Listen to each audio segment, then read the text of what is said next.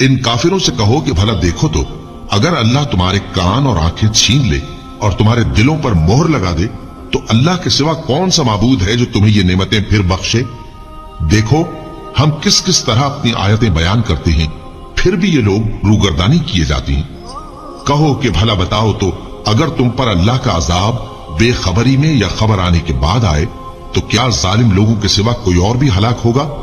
और हम जो पैगंबरों को भेजते रहे हैं तो खुशखबरी सुनाने और डराने को, फिर जो शख्स ईमान लाए और नेकूकार हो जाए तो ऐसे लोगों को न कुछ खौफ होगा और न वो गमगीन होंगे।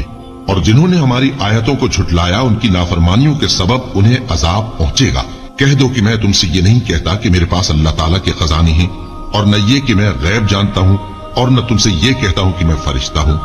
मैं तो सिर्फ उस हुक्म पर चलता हूं जो मुझे अल्लाह की तरफ से आता है। कह दो कि भला अंधा और आंख वाला बराबर होते हैं, तो फिर तुम गौर क्यों नहीं करते। और जो लोग खौफ रखते हैं कि अपने परवरदिगार के रूबरू हाजिर किए जाएंगे और जानते हैं कि उसके सिवा न तो उनका कोई दोस्त होगा और न सिफारिश करने वाला, उनको इस कुरान के जरिए से नसीहत करो ताकि परहेजगार बने। और जो लोग सुबह शाम अपने परवरदिगार से दुआ करते हैं और उसकी तवज्जो के तालिब हैं, उनको अपने पास से मत निकालो।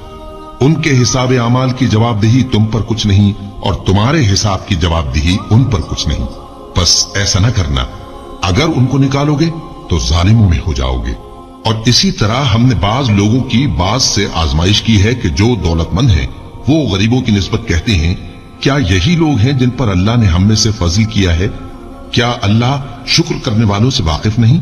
और जब तुम्हारे पास ऐसे लोग आया करें जो हमारी आयतों पर ईमान लाते हैं तो उनसे कहो सलामुन अलैकुम। तुम्हारे रब ने अपनी जात पाक पर रहमत को लाजिम कर लिया है कि जो कोई तुम में से नादानी से कोई बुरी हरकत कर बैठे फिर उसके बाद तौबा कर ले और नेकुकार हो जाए तो वो बख्शने वाला है, मेहरबान है।